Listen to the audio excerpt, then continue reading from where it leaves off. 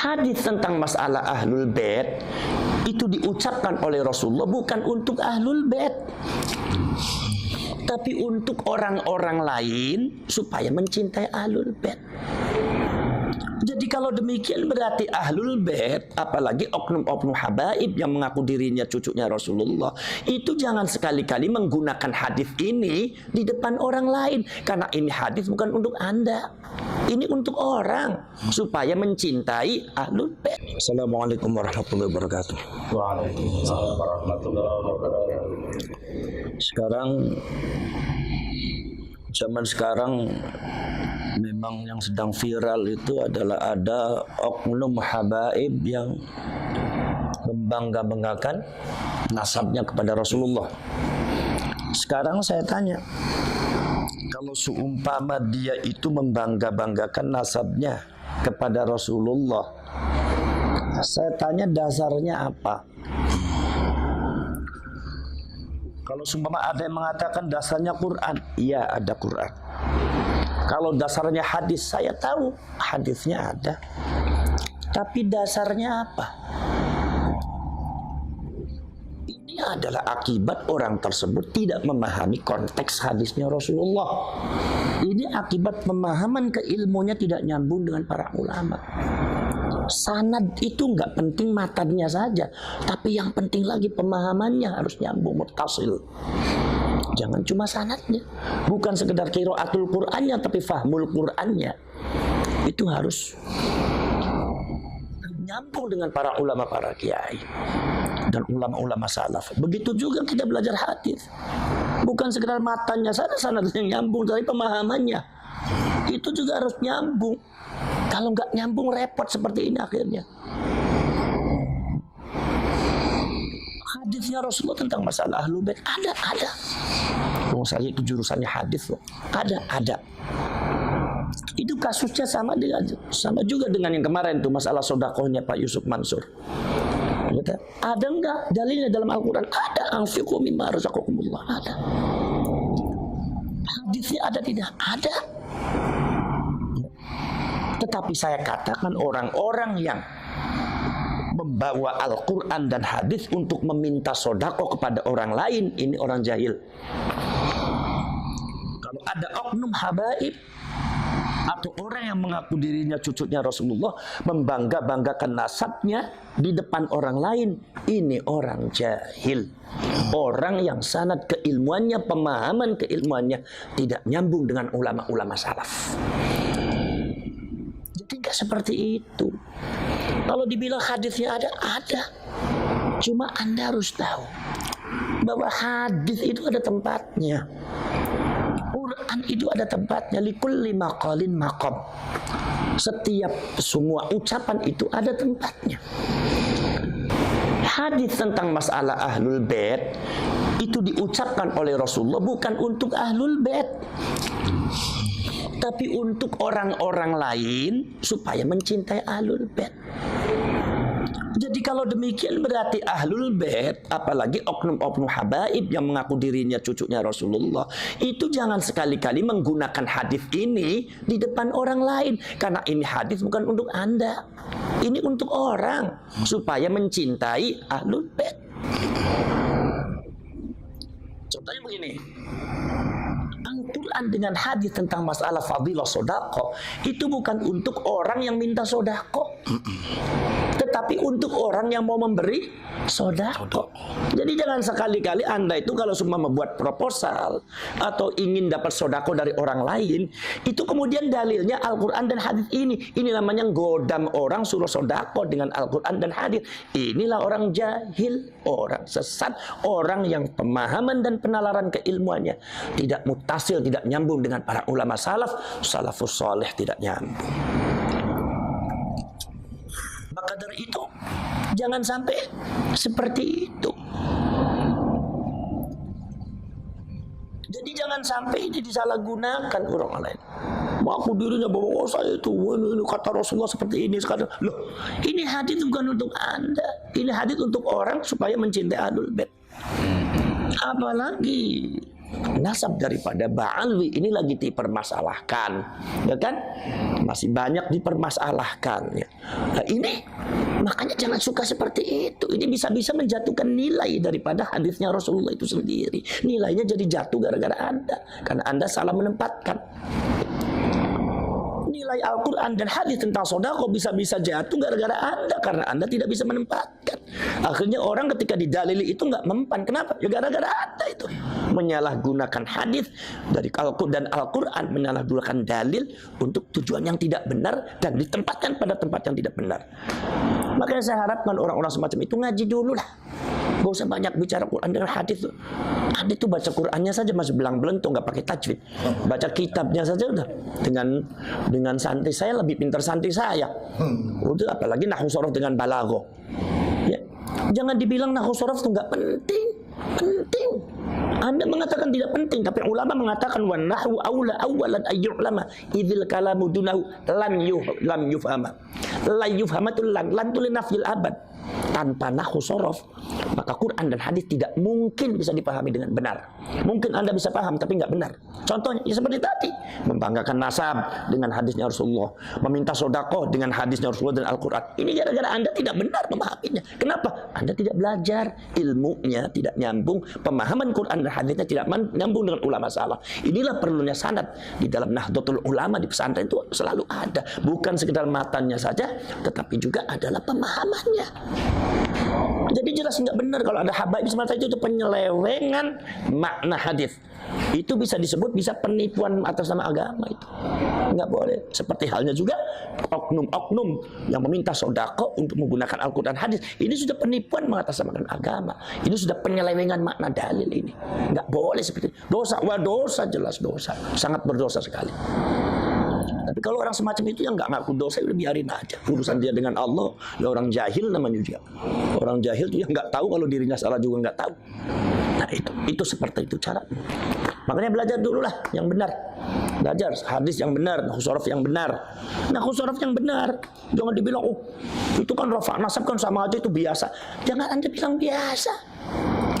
Innallaha bari'um minal musyrikin wa rasulah. Ini harus wa rasulah. Sesungguhnya Allah dan Rasulnya tidak bertanggung jawab terhadap orang-orang musyrik. Coba kalau dibaca wa rasulih, innallaha bari'um minal musyrikin wa rasulih. Jadi sesat. Sesungguhnya Allah tidak bertanggung jawab terhadap orang musyrik dan Rasulnya. Berarti sesat. Ini pemahaman salah gara-gara apa? I'rabnya salah. Makanya yang namanya i'rab itu sangat penting di nahwu sorof itu.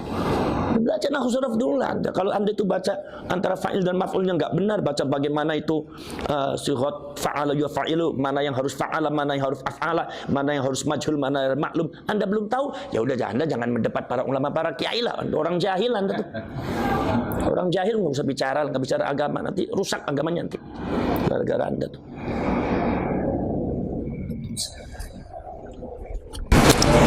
Ini sih Gus, kaitannya tentang katanya ada salah satu oknum ya Habib berkata bahwa satu orang Habib bodoh itu lebih utama ketimbang 70 ulama atau kiai alim. Itu sebetulnya bukan Habib bodoh itu. Kalau ada Habib yang bicara seperti itu, oknum Habib bicara seperti itu salah itu. Oh, iya. Bukan Habib, itu ada kata-kata ulama itu Syarif. Dan Syarif itu bukan Habib. Syarif ya dari Wali Songo Habib. Syarif Sayyid keturunan Sayyidina Hasan Husain. Kalau Habib keturunannya dari Habib Alwi. Ba'alwi ini masih banyak diragukan oleh beberapa nakobatul asyraf. Jadi Syarif di sini jangan dimaknakan Habib. Satu. Nomor dua, ini makalah dari siapa? Kalau hadis dari siapa ini? Ini perlu dikritisi. Jangan sampai makna makalah, apalagi makalahnya ulama atau hadis dhaif, ternyata maknanya mukhalifun linnas, bertentangan dengan nas Al-Quran, bertentangan dengan nas hadis yang lebih sahih. Sekarang saya tanya, Anda tuh belajar sama orang bodoh, belajar apanya? Sampai belajar Al-Quran sama orang yang bodoh akal Al-Quran, belajar apanya? Kira-kira dapat Al-Qurannya benar apa tidak? Enggak. Bacaannya benar apa tidak? Maknanya, fahamannya, pemahamannya benar apa tidak? Belajar dari orang bodoh, belajar apanya? Ini berarti hadis ini kalaupun dhaif, kalaupun ini hadis dhaif, mukhalifun linnas, itu bisa dianggap batal. Maudhu. Bukan maudhu. Beda lagi kalau maudhu. Anda kalau nggak ngerti hadis jangan bicara hadis. Seperti itu. Ya. Jadi artinya apa namanya? Kalau Anda itu kalau semua belajar pada orang alim yang benar ya Rasulullah itu. Belajar sama orang alim. Al ulama warasatul anbiya, bukan al habaib, bukan al quraba yang dekat, bukan. Al ulama warasatul anbiya. Itu yang harus dituntut kita. Siapapun yang alim, baik itu dari zurriyatul rasul atau bukan zurriyatul rasul, belajarlah kalian kepada orang alim. Ya, kalau ada zurriyatul rasul enggak alim, ya jangan belajar, tapi kita tetap menghormati sebatas penghormatan biasa, jangan terlalu hulat, jangan terlalu keterlaluan, sebab nanti hulat itu jelas nggak bagus. Innallaha la yuhibbul mu'tadin. Gusti Allah itu tidak menyukai orang-orang yang melewati batas, melampaui batas, keterlaluan apa sehingga seolah-olah selain ini salah semua, yang benar adalah ini. Nggak boleh seperti itu. Ya, itu. Dah. Ada lagi? Ada lagi, Gus. Ya. Ada yang mengatakan bahwa keabsahan nasab Balawi itu diragukan, yaitu dari Kiai Imaduddin Usman Al-Bantani. Beliau mengeluarkan sebuah tesis ilmiah tentang nasab, bahwa nasab Ba'alawi itu tidak nyambung kepada Rasulullah. Sementara kita tahu bahwa di nasab Ba'alawi itu kan juga banyak ulama-ulama besar, Gus. Salah satu contoh dari Habib Ali Kuitang, Habib Soleh Tanggul, nah yang masih hidup Habib Lutfi, juga Habib-Habib lainnya. Apakah itu kalau kita ikut meragukan, apakah tidak dikatakan su'ul adab, Gus? Mohon pencerahannya. Ya begini. Jadi Anda jangan merancukan antara kajian hasil ilmiah dengan adab. Itu beda. Kalau Kiai Imaduddin yang saya lihat itu kajian ilmiah. Jadi kalau Anda membantah ya secara ilmiah. Kalau kajian ilmiah ternyata dapatnya tidak sesuai dengan apa yang sudah ditetapkan, nggak jadi masalah. Wong itu masalah ilmiah, masalah biasa ilmiah. Tidak ada kaitannya dengan adab dan akhlak. Kalau Anda bicara masalah debat ilmiah, kemudian Anda kalah, kemudian Anda menggodamnya dengan adab dan akhlak. Ini sistem seperti ini yang dipakai oleh Fir'aun. Fir'aun itu pada waktu debat dengan Nabi Musa, ketika ditanya, Musa kamu itu Tuhannya siapa? Kata Nabi Musa, Tuhan saya yang bisa menghidupkan, yang mematikan. Tuhan saya ada yang bisa menghidupkan, mematikan. Kemudian tiba-tiba Fir'aun menghadirkan dua orang, yang satunya dibunuh, yang satunya dihidupkan. Kata Fir'aun, wa ana uhyi wa umit. Saya juga menghidupkan tuh, saya juga bisa mematikan. Artinya kalau memang Tuhan kamu adalah menghidupkan dan mematikan, saya juga bisa. Akhirnya kata-kata Nabi Musa apa? Tuhan saya adalah Tuhan yang bisa memindahkan matahari dari timur ke barat dan mendatangkan bulan ketika malam dan melenyapkan ketika siang. Tuhan saya Tuhan yang bisa menggeser matahari. Di situ Fir'aun lemah, logikanya kalah, debatnya kalah. Lah Fir'aun baru menggodamnya dengan apa? Ya dengan kayak tadi, otoritas. Musa, ya, kamu tuh kurang ajar. Bukankah kamu telah diurus sama saya dari kecil? Kamu kan diurus sama saya dari kecil. Begitu besar kamu kurang ajar sama saya. Boro-boro kamu terima kasih. Lah, Fir'aun itu merancukan antara debat ilmiah ya dengan otoritas. Ini bukan bicara masalah otoritas Nabi Musa itu menghormati atau tidak, tetapi ini adalah masalah ilmiah. Ketika Fir'aun tanya seperti itu, ya Nabi Musa jawab. Ketika Nabi Musa itu memenangkan perdebatan itu, maka Fir'aun menggodam Nabi Musa dengan otoritas. Jadi itu caranya Fir'aun mengalahkan orang. Jangan seperti itu. Anda semua begini, seumpama saya urusan dengan santri saya, begitu urusan saya kalah, saya bilang kamu kurang ajar sama guru. Bukankah saya itu ngajar kamu dari mulai kamu nggak bisa sampai sekarang besar, begitu besar kamu sekarang tentang saya. Lah nggak boleh seperti itu. Itu namanya tidak ilmiah. Anda tidak memahami konteks ilmiah namanya. Nah, masalah kajian kayak Imaduddin kajian ilmiah, dan itu sah-sah saja kajian masalah. Bukan berarti kayak Imaduddin itu kemudian tidak menghormati Abu Lutfi, Habib Ali, tidak menghormati Sahib Ratil Kubra, Habib Abdullah bin Alwi Al-Haddad atau para habaib yang lain, ulama-ulama. Bukan masalah itu. Ya, itu masalah ilmiah, debat dengan ilmiah saja, nggak apa-apa. Dan kajian-kajiannya juga bagus. Titen kayak Imad itu bagus. Saya sudah lihat itu Titen bagus. Lah, kemudian contoh begini. Imam Malik bin Anas Al-Asbuhi itu adalah muridnya adalah gurunya Imam Syafi'i. Tapi Imam Syafi'i berbeda dengan Imam Malik. Ketika Imam Malik ketika subuh tidak kunut, maka Imam Syafi'i kunut. Debat luar biasa. Bahkan di dalam sejarahnya sanad Ali dipegang oleh Imam Syafi'i itu lebih kuat daripada sanad yang dipegang oleh Imam Malik dalam kitab Muwatta'nya. Sehingga timbullah setelah Imam Syafi'i timbul Imam Bukhari yang punya kitab Sahihul Bukhari yang disebut dengan As-Sahihul Kutub Ba'dal Quran. Artinya bukan Muwatta'. Apakah ini berarti Imam Bukhari kurang ajar sama Imam Malik? Imam Malik bukan seperti itu.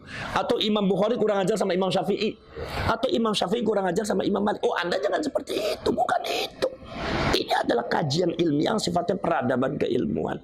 Ya, ilmu harus dinamis, harus maju, harus dinamis. Dan ini di Indonesia saya lihat fenomenanya bagus. Jangan dianggap negatif, ini justru bagus tuh. Dulu perdebatan semacam ini ada di Mesir. Sekarang Mesir mungkin sudah mulai mulai kendor. Sekarang di Indonesia bagus. Walaupun memang perdebatannya sangat luar biasa. Karena apa? Karena menyangkut implikasi dari ketika Kiai Imad mengatakan seperti itu, maka implikasinya membatalkan seluruh nasabnya para habaib. Itu kan begitu. Dan itu menurut saya nggak jadi masalah. Kalau memang kajian Kiai Imad itu benar, dan saya lihat itu memang benar, ya, dalam bukti-bukti data-datanya itu validitasnya itu bisa dipertanggungjawabkan. Makanya Kiai Imad kenceng. Itu ya kita nggak usah jadi masalah. Ya, nggak usah jadi masalah. Sekarang begini, Imam Syafi'i dengan Imam Malik, bahkan Imam Ahmad bin Hanbal, Imam Ahmad bin Hanbal disuruh ijtihad sama Imam Syafi'i. Ya Ahmad ijtihad, ijtihad kamu Ahmad. Imam Ahmad bingung gimana saya harus berbeda pendapat dengan guru saya, apakah suul adab atau tidak. Kata Imam Syafi'i, ijtihad Ahmad, ijtihad, jangan sama dengan saya.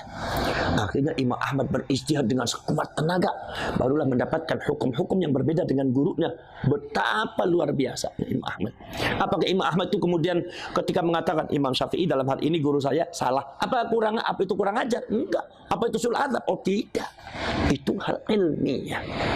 Seperti masalah tayamum, bagaimana Imam Malik dengan Imam Syafi'i berbeda. Bahwasanya kata Imam Syafi'i, Imam Malik itu karena riwayatnya belum banyak datang di Imam Malik tuh. Riwayat masalah tayamum itu datang banyak lengkap ketika saya datang. Ketika saya ada, saya mencari data-data tentang masalah tayamum, ternyata seperti ini, berbeda dengan Imam Malik. Berbeda pada waktu di guru saya belum lengkap ini hadisnya. Itu bukan berarti Imam Syafi'i itu suul adab terhadap Imam Malik, bukan, jangan dimaknai seperti itu. Ini bicara masalah agama, ini bicara masalah konteks ilmiah. Jadi kalau Anda bantah saja secara ilmiah, nggak usah jangan pakai narasi kebencian, kemudian juga dengan pakai podcast yang nggak benar. Anda datang ke Kiai Imad ngadakan debat ilmiah, saksinya mana? Tapi kalau debat saya minta ya lawannya yang selevel gitu. Kalau lawannya ya Allah, yang lawannya yang datang itu ada yang dari Lampung itu, atau yang dari apalagi sumama yang lawannya itu sumama Bahar bin Smith, ya itu ya bukan levelnya Kiai Imad, mohon maaf. Itu ngaji kitabnya juga karu-karuan. Kiai Imad tuh karyanya saja 17 udah bagus. Saya yang alhamdulillah saya juga sudah menyelesaikan S3 tahun 2009 itu. Saya tahu persis. Beliau orang pintar dan ilmiah sekali. Jadi lawannya jangan itu. Jadi lawannya bagaimana? Lawannya saya minta Kiai Imad kalau seumpama diajak debat ya sama orang-orang yang kredibilitas keilmuannya tidak ada. Jangan mau, buat apa debat dengan orang jahil? Ya omongannya nggak karuan, akhirnya jadi fitnah. Namanya orang jahil kan ngomongnya kadang-kadang keras, kasar, kadang nggak bagus. Sayang keimannya, sayang keilmuannya. Debatlah dengan orang yang kredibilitasnya terjamin, minimal dengan Robitoh Alawiyah, ulama-ulamanya. Kumpulkan, debat di situ. Itu namanya ilmiah, itu bagus. Kalau semua dekat dengan orang-orang yang ya Allah, ya mohon maaf itu. Saya juga bisa membaca dari karakternya, dari cara bicaranya. Ini orang nggak ilmiah, ngapain juga kiamat depan dengan orang semacam itu. Orang jahil, nggak usah diladeni. Kalau orang jahil itu nggak usah, itu nggak ada manfaatnya, biarin aja. Di atas ada Allah Subhanahu Wa Taala. Nggak usah jadi pikiran dan jadi apa. Yang penting kiamat tetap pada itu. Dan saya dukung ya perjuangannya kiamat tuh kalau memang itu. Karena apa? Karena ini persoalannya bukan masalah persoalan kiamat. Kalau Anda mengatakan itu masalah kiamat, oh bukan. Anda salah paham. Itu sejak dulu sudah ada. Sudah ada. Sejak zamannya abad ke-8 Imam Fakhruddin Ar-Razi sudah menyatakan bahwasanya Sayyid Ahmad tidak memiliki orang yang bernama anak yang bernama Abdullah.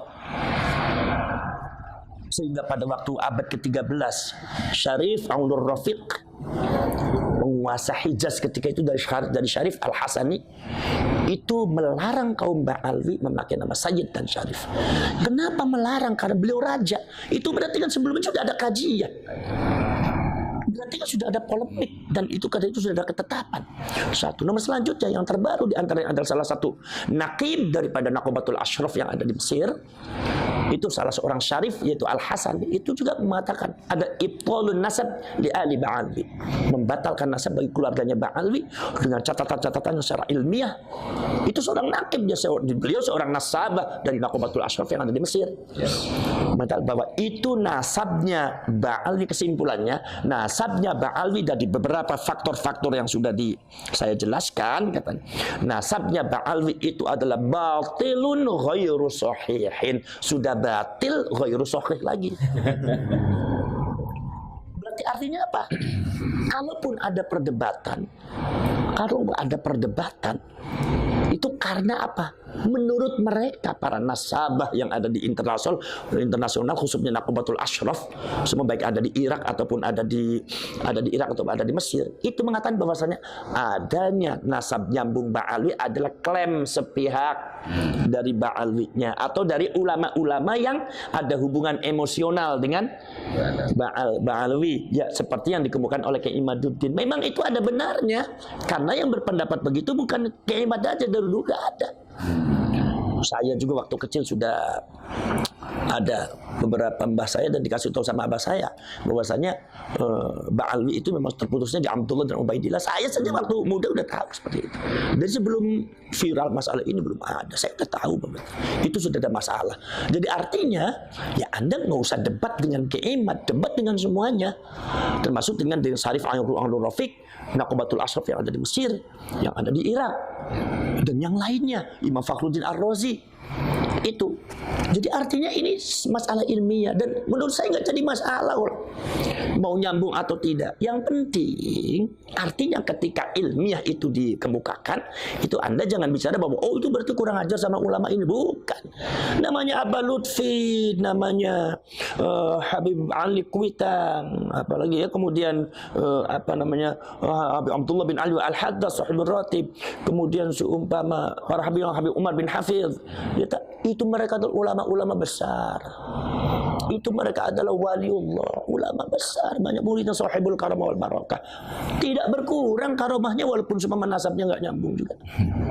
Walaupun menurut kajian ilmiah nasabnya nggak nyambung, itu tidak berkurang. Mereka tetap orang mulia, orang alim yang kita patut meminta barokahnya, meminta karomahnya, meminta fuyudatul ilahiyah, yaitu anugerah-anugerah dari Allah Subhanahu wa taala. Karena kaum Ba'alwi ini kalau seumpama dari segi nasab itu tidak nyambung, itu menurut saya nggak usah jadi masalah. Karena kemuliaan kaum Ba'alwi itu bukan terletak pada itu saja. Kaum Ba'alwi itu saya lihat sejarahnya itu ternyata banyak minal mutasawwifin, banyak kaum sufi. Maka rotib pun banyak tuh, rotibul hatab, rotibul atas, rotibul sakrat, itu semua dari kaum Ba'alwi semua. Dan banyak jadi orang alim, dan banyak aulia, wali-wali. Habib Soleh Tanggul jadi waliullah, Habib Husain Ali terus jadi wali, banyak waliullah itu. Jadi artinya tidak akan berkurang lah. Nah, itu maka dari itu kita tetap menghormati Ba'alwi, ulama-ulama yang alim. Nah, tapi kalau ada oknum Ba'alwi yang kadang-kadang berbuat tanpa tidak ada sopan santunnya, tidak ada akhlaknya, baru itu kita harus dihentikan. Kalau nggak dihentikan ini bahaya. Awas, Anda jangan macam-macam di sini. Karena Anda kisahnya betul. Kenapa? Karena dari Ba'alwi itu bukan yang jadi masalah di Indonesia, dan bukan ya, khususnya di Indonesia itu adalah bukan masalah nasab aja. Sejarah kedatangannya pun sudah bermasalah. Bagaimana Habib Utsman bin Yahya Mufti Betawi ya yang digaji oleh Belanda, kemudian beberapa fatwanya banyak bertentangan dengan ulama-ulama yang sudah ada, bahkan melemahkan, padahal beliau datangnya tahun abad ke-18. Ya kan? Beliau datangnya barusan dipanggil oleh Belanda, sementara ulama-ulama yang keturunan Wali Songo sudah ada. Ya kan? Bagaimana Syarifah Fatimah, di mana Syarifah Fatimah bekerja sama dengan dengan Belanda untuk mendapatkan Kesultanan Banten, di mana keturunan aslinya yang dari Banten itu yang anak terbesarnya itu dibuang di Ambon, sementara Syarifah Fatimah Abdullah dijadikan Sultan oleh Banten dan akhirnya mendapatkan masalah. Akhirnya malah Belandanya akhirnya menghukum Syarifah Fatimah dengan Syarif Abdullah. Gara-gara apa? Karena kalau di mata Belanda karena sudah tidak bisa bermanfaat lah, makanya harus dihukum. Sebetulnya kalau semua masih punya kekuatan yang akan digunakan. Bagaimana Habib Abdurrahman Al-Masyhur Az-Zahir yang ceritanya kontroversial di Aceh, di mana mengkhianati perjuangannya orang Aceh, bekerjasama dengan dengan beberapa oknum dari India. Dan bagaimana yang lainnya ini juga datangnya bermasalah ini. Arab dari Hadramaut tuh. Ya. Nah ini. Maka dari itu ini bermasalah. Udah datangnya bermasalah. Mereka dijadikan masyarakat strata nomor 2 setelah Belanda. Sementara masyarakat Indonesia ketika zaman Belanda dijadikan strata yang paling bawah. Jadi Anda jangan sampai di bawah sampai sekarang itu. Sekarang udah merdeka. Sekarang Belanda udah nggak ada. Jadi Anda strata seperti itu jangan dibawa-bawa. Anda jangan membanggakan diri, merasa dirinya adalah di atas orang pribumi. Lah salah Anda, berarti Anda masih membawa misi Belanda. Jadi menurut saya itu fakta sejarah, bukan provokasi. Itu fakta sejarahnya seperti itu. Dan itu fakta sejarah tentang nasabnya seperti itu. Tinggal Anda transformasi. Kaum Ba'alwi itu mengadakan transformasi. Tunjukkan kepada masyarakat bahwa kami tidak seperti itu. Bahwa kami sekarang tidak seperti itu. Dulu sama Belanda iya, tapi sekarang kami niat untuk setia kepada Indonesia. Dan jangan buat provokasi dan buat kerusuhan, kegaduhan ada di Indonesia. Ingat loh, kalau seandainya ada kegaduhan di Indonesia, sejarah Anda seperti itu. Indonesia tidak pernah pandang mundur. Indonesia itu banyak pejuang-pejuang yang tidak pernah takut sama siapapun. Dari mulai Aceh, dari mulai Makassar, dari mulai Sumatera, dari mulai Jawa, dari mulai Sunda, dari mulai Jawa Timur sampai Madura, dari Kalimantan, Sulawesi. Semua itu adalah para pejuang-pejuang yang tidak pernah mundur, tidak pernah takut sama siapapun. Darah, tetes darah, mati di depan mata, nyawa pun siap digadaikan. Itu nggak jadi masalah. Itu demi untuk Indonesia. Jadi kami tidak pernah takut sama siapapun. Kalau Anda seumpama tidak mau berbuat benar di negara kita, kalau Anda tidak mau menghormati adat budaya dan menghormati tokoh-tokoh kita yang ada di Indonesia ini, dan Anda melakukan tindakan-tindakan yang tidak terpuji di Indonesia ini, awas, hati-hati, akan menghadapi seluruh rakyat Indonesia akan bergerak. Jangan sampai Anda terusir gara-gara hal yang tidak benar yang Anda lakukan. Apalagi kenapa? Karena Anda dari segi sejarah juga seperti itu bermasalah, dan nasabnya juga bermasalah. Ini dua yang jadi poin yang sangat besar. Makanya Anda harus maklumi. Anda maklumi, berbuatlah yang baik Anda. Berilah manfaat untuk negara ini. Berilah masukan-masukan kepada masyarakat yang baik. Berilah contoh yang baik. Berilah akhlak yang baik. Jangan sampai Anda menggombar-gomborkan dirinya sebagai nasabnya Rasulullah, ini cucunya Rasulullah, tapi nyatanya Anda akhlaknya seperti setan dan iblis. Kata Rasulullah, takhayyaru li nutfikum fa innal 'irqa dassas. Rasulullah mengatakan, milihlah kalian untuk jodoh kalian, untuk anak cucu kalian, milih perempuan yang baik. Fa innal 'irqa dassas, karena darah itu meresap. Resapannya darahnya Rasulullah, ya akhlaknya baik, ya tawadu, seperti akhlak-akhlak dan ketawaduannya cucunya Rasulullah dari Wali Songo. Mereka cucunya Rasulullah, tapi mereka tidak pernah menonjolkan dirinya sebagai cucunya Rasulullah. Bahkan mereka menghormati orang lain seolah-olah mereka bukan cucunya Rasulullah. Coba Anda keturunannya Wali Songo berapa tahun tidak pernah mengakui, bahkan ada yang mengatakan itu adalah palsu. Apakah bergejolak? Tidak, biasa saja. Kenapa? Karena kemuliaan bagi kami bukan terletak pada nasab. Maniftakhara bin nasabi wal abad dhahabat barakatuh. Barang siapa yang sombong akan nasabnya dan menyombongkan bapaknya dan nasabnya, maka hilang barokahnya. Kami tidak akan seperti itu. Maka abah kami, mbah kami, datuk kami tidak pernah mengajarkan untuk membanggakan nasab. Makanya kebanyakan nasab mereka dipegang oleh orang yang dipercaya, mastur yang lain tidak kasih tahu. Kenapa? Barangkali ada orang keracunan nasab, mabok nasab, akhirnya berbuat sesuatu yang tidak benar. Ini sungguh yang namanya darah itu meresap. Anda darahnya siapa? Darahnya Rasulullah. Akhlaknya akan seperti ini. Anda seperti itu. Apa betul Anda darahnya Rasulullah? Apalagi Anda sejarahnya seperti ini. Apalagi Anda secara nasab Anda seperti ini. Sementara anak perilakunya seperti ini. Jangan-jangan itu benar bahwa Anda itu bukan cucunya Rasulullah. Jangan-jangan itu benar bahwa Anda itu adalah orang Yahudi yang sukanya memberontak. Jangan sampai masyarakat punya asumsi seperti itu. Adakan transformasi secepatnya. Jadi masyarakat Ba'alwi, udah kami diakui sebagai nasabnya Rasulullah atau tidak, udah kami yang penting berilah kiprah yang positif terhadap negara Indonesia, bangsa Indonesia. Jangan buat kekacauan, jangan buat kegaduhan, jangan menanamkan hal-hal yang tidak baik, jangan meracuni masyarakat untuk benci kepada ini, benci kepada ini, benci kepada ini. Apalagi mengucapkan kata-kata yang tidak sopan. Mana ada cucunya Rasulullah bicara seperti itu. Jadi akhirnya masyarakat sudah asumsi sudah jelek bahwa oh ini akan seperti, oh berarti seperti ini, berarti. Karena fa innal irqa dassas, yang namanya darah itu meresap. Anda resapannya dari siapa? Kalau dari Rasulullah akan seperti ini. Karena akhlaquhul Quran, akhlaknya Rasulullah adalah Al-Quran. Ya kan? Rasulullah dibanggakan oleh Allah Subhanahu wa taala, fa innaka la'ala khuluqin azim. Akhlaknya Rasulullah menonjol ke akhlaknya. Maka yang meresap kepada anak cucunya adalah akhlaknya. Kalau Anda akhlaknya mukhalifun lirrasul, ada seorang laki-laki mengaku dirinya, di dalam dirinya ada darahnya Rasul, tapi akhlaknya, sifatnya, tingkah lakunya, pola hidupnya bertentangan dengan Rasul, siapa yang mau percaya? Dasasnya kemana ini? Ya. Jadi seperti itu. Jadi masalah keimat ya ada ilmiah saja. Bukan berarti keimat itu menabrak ini. Ilmiah aja, ada ilmiah aja. Karena apa? Karena masalah itu bukan masalah keimat aja, itu masalah dari dulu udah ada. Itu masalah. Jadi Anda jangan mengatakan itu masalah keimat, bukan. Dari dulu sudah ada. Cuma keimat itu hanya memunculkan tesisnya. Jadi tesis ilmiah. Jadi Anda kalau mau mendebat ilmiah lewat keimat, yang Anda debat bukan sekeimat saja, termasuk Imam Fakhruddin Ar-Razi, Syarif Aun-Rafiq dan ulama-ulama Hijaz zaman dulu, termasuk Naqubatul Ashraf. Kalau memang ilmiah silakan bertahapkan. Ya. Jadi jangan menjelekkan dengan narasi-narasi kurang bagus. Menurut saya ini perkembangan sebetulnya keilmuan yang sangat baik sekali untuk rakyat Indonesia. Sehingga rakyat Indonesia semakin dewasa dan semakin pintar. Itulah Indonesia, hebatnya begitu. Terus ya. Pendapat itu Gus kaitannya dengan statementnya siapa?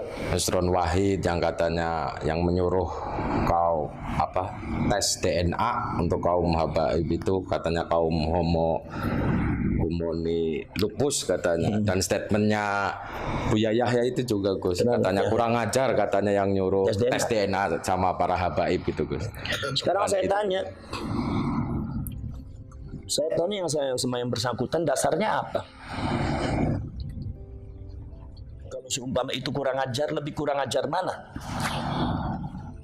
Untuk mencari kebenaran dan kepastian nasab dengan DNA, atau ada orang yang masih diragukan nasabnya, mengaku dirinya nasabnya kepada Rasulullah tapi berbuat dengan cara yang kasar, menyebut binatang, semata mereka membawa bendera nasabnya Rasulullah. Menurut Anda lebih kurang ajar mana? Kurang ajar itu Gus tadi yang mengaku nasab. Ada orang mengaku dirinya nyambung kepada Rasulullah, tetapi binatang itu semua, meremehkan orang lain, menyebut kiai ulama itu dengan namanya saja,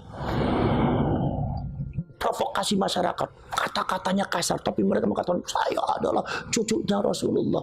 Sekarang lebih kurang ajar mana dengan tes DNA? Makanya saya tanya, orang bicara begitu dasarnya apa? Siapa yang tahu? Sekarang saya tanya, sekarang siapa yang Pak Nusron Wahid? Pak Nusron Wahid. Pak Nusron Wahid itu ahli nasabah bukan? Bukan. bukan ahli hadis, bukan ahli tafsir kan? Iya. Bukan faknya kan? Bukan. Masalah nasab begini. Lalu bicara itu untuk apa? Sekarang saya tanya, yang satu namanya Bu Yahya. Bu Yahya. Bu Yahya termasuk nasab. Ngerti nggak masalah ilmu nasab? Pernah neliti kayak Imat nggak? Pernah ya. Saya ini spesialis saya tafsir hadis. Tafsir hadis, ya udah pegang tafsir hadis. Masalah nasab saya dengerin Imat, walaupun Imat usianya jauh di bawah saya, tapi saya dengerin karena ini ilmiah, ini spesialisasi dia. Saya tidak berhak untuk menyalahkan, karena spesialisasi saya adalah tafsir dengan hadis. Ini namanya konteks ilmiah. Makanya saya tanya kalau seumpama Bu Yahya mengatakan seperti itu, dasarnya apa? Sampai bicara begitu. Sampai pernah neliti kayak Imat belum? Belum pernah. Untuk apa bicara seperti itu? Itu membuat fitnah itu seperti itu. Itu namanya yang disebut sama saya narasi nggak benar. Kalau Pak Nusumait dasarnya apa? Sampai itu meneliti nasab enggak? Masalah-masalah DNA enggak? Apalagi pernyataannya Pak Nusron itu bertentangan dengan hasil bahsul masail, masalah tes DNA itu boleh di zaman NU lah. Anda sebagai waketum tapi Anda nggak ngerti masalah perkembangan di NU, buat apa Anda jadi waketum? Seharusnya kan nggak seperti itu. Tanya dulu, fasalu ahlal dzikri in kuntum la ta'lamun. Kalau Anda belum tahu, jangan langsung menjustifikasi seperti ini. Tanya dulu yang pada ahli ilmu. Saya itu spesialisnya tafsir hadis. Saya masalah nasab tanya sama Kiai Imat, dengerin, menghargai. Jangan Imat salah ini. Mentang-mentang saya punya guru habaib, mentang-mentang saya itu banyak saudara yang habaib, Bang Alwi. Saya juga banyak saudara Bang Alwi, dari bin Yahya, dari Segaf, dari Al-Jufri, dari Al-Habsyi, banyak ponakan-ponakan saya. Tapi bukan seperti itu caranya. Jadi artinya jangan seperti inilah yang disebut dengan satu sikap tindakan yang tidak dewasa. Justru yang buat gaduh yang seperti ini bukan Imatnya. Kalau Imat itu adalah sudah sudah memenuhi konteks-konteks ilmiah. Memang dari dulu yang namanya konteks ilmiah seperti itu. Anda jangan kaget kalau jadi, apalagi Anda mengatakan orang NU, lah kok kagetan? Kok jadi orang NU kok kagetan kan sih?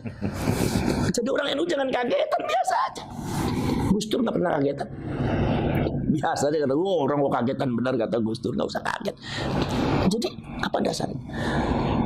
Yang masalah yang berkaitan dengan DNA itu di Bahsul Masail NU sudah ada. Dari dulu sudah ada. Saya juga ikut Bahsul Masail kok. Sering dengan masalah tes DNA. Yang disebut kalau bahasa kitabnya itu al-qiyafah. Orang namanya al-qafah. Qiyafah itu boleh. Bukan wajib. Awal asal hukumnya boleh. Awas nih, boleh dulu nih. Boleh. Ketika apa? Satu. Kalian di kitab Majmu' aja. Ketika satu adalah adamul bayyinat li itsbatin nasab atau li ilhaqin nasab. Tidak ada saksi, baik saksi ilmiah atau seumpama saksi orang atau saksi apalah yang menyebabkan bahwa itu ada ketetapan subutun nasab. Tidak ada saksi, maka boleh dengan cara qiyafah, DNA. Kalau sekarang itu DNA. Satu. Nomor dua, ketika ta'arudul bayyinat, ada saksi-saksi tapi bertentangan. Yang satu mengatakan iya, yang satu mengatakan tidak, yang satu mengatakan batal, yang satu mengatakan tetap. Nah ini boleh di situ pakai tes DNA. Itu asal hukumnya boleh. Tapi sekarang karena implikasi daripada pengakuan kaum Ba'alwi mengatakan dirinya sebagai cucunya Rasulullah, bahkan condong memonopoli, bahwa seolah-olah kalau dari golongan, bukan dari golongan dia, bukan cucunya Rasul, ya kan? Sehingga ada habaib yang kadang-kadang jahil mengatakan bahwasanya kalau nggak ada di catatan Rabithah Alawiyahnya berarti bukan Habib, berarti Habib palsu. Ini jahil nih. Ada seperti itu tuh, ada tuh. Ya kan? Itu artinya apa? Artinya ada sebenarnya monopoli namanya, berarti kan ada di kalangan mereka itu ada satu asumsi yang memonopoli bahwa seolah-olah keturunannya Rasulullah hanya dari golongan dia. Nah, ini jangan sampai terjadi seperti itu. Jangan sampai terjadi seperti itu. Maka di sini harus boleh kalau terjadi saksi-saksinya itu terjadi perbedaan pendapat. Boleh inda ta'arudul bayyinat, maka boleh qiyafah. Boleh dengan cara tes DNA. Itu boleh. Lah cuma sekarang karena implikasinya itu sangat besar karena menyangkut fitnah umat. Kita di mana ketika monopoli kaum Ba'ali cucunya Rasulullah ada beberapa oknum yang seperti itu, enggak semuanya. Oknum yang seperti itu sehingga masyarakatnya banyak yang terbawa dengan akhlak-akhlak yang tidak terpuji. Ya kita lihat aja ada beberapa kadang-kadang memanggil nama kiai, manggil nama Buya Said Agil, kadang-kadang cuma si Said. Kemudian Kiai Ma'ruf Amin dipanggilnya si Ma'ruf. Itu kan jelas ini adalah ajaran-ajaran mereka. Karena ada oknum Ba'ali mengatakan bahwasannya kalau manggil dia, kalau manggil selain kita jangan panggil kehormatannya, panggilan kehormatannya, panggil namanya aja, kalau enggak namanya panggil si. Kita buat fitnah yang diterima oleh masyarakat. Ya Allah, ini termasuk dari oknum Ba'ali itu.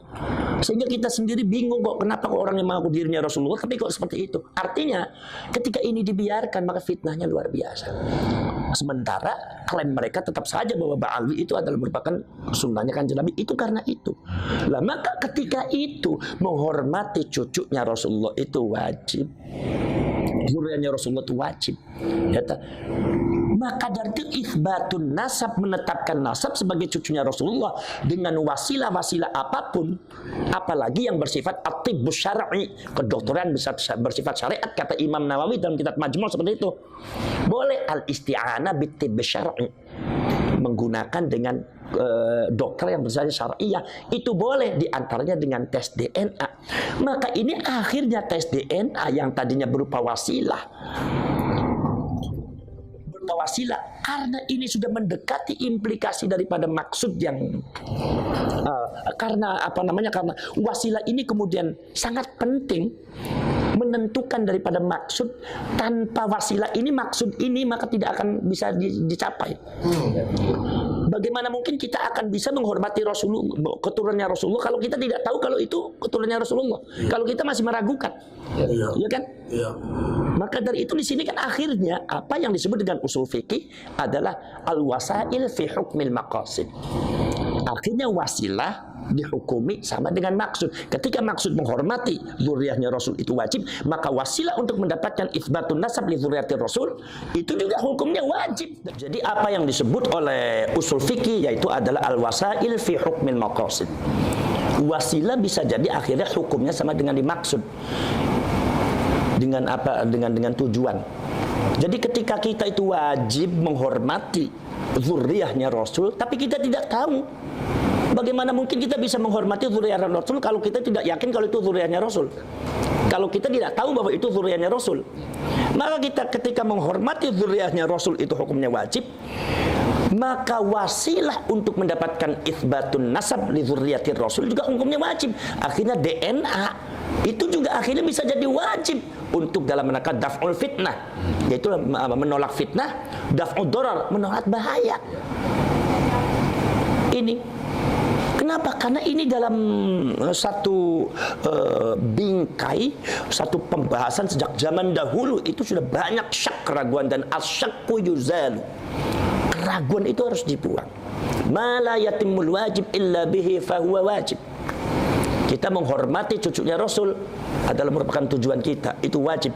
Tapi tidak sempurna kecuali dengan tes DNA, karena kita tidak yakin dengan literatur yang ada. Maka akhirnya hukumnya wajib juga. Ini yang disebut dengan al-wasail fi hukmil maqasid. Al-wasail fi hukmil maqasid.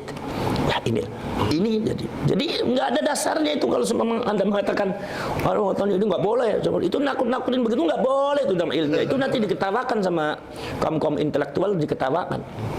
Jadi orang banyak tertawa nanti, memalukan. Jangan seperti itu. Jadi biarkan saja Kiaimat mengkaji ilmiahnya, dan itu perkembangannya terus dipantau saja. Nanti debat ilmiah bukan debat ilmiah, atau seumpama kalau semua tidak terjadi debat ilmiah, seumpama ya tentang perkembangannya terus. Jangan buat narasi-narasi yang nggak benar, atau jangan hanya menghadang keiman dengan podcastnya. Apalagi podcastnya tuh ada yang cabutan di sini, ada yang disimpan, ada yang ditampil. Wah, itu kan udah nggak fair. Itu kayak begitu kan, itu yang disebut provokasi. Walaupun nadanya tidak keras, tapi itu provokasi, itu maksudnya. Nggak boleh itu. Itu pembohongan publik. Ya, itu kan adalah karena ini mempengaruhi semuanya. Terus ada yang lagi? Sudah. Oh ya udah. Kalau begitu udah. Ya itulah keterangan dari saya. Mudah-mudahan ada manfaatnya. Ya, Assalamualaikum warahmatullahi wabarakatuh.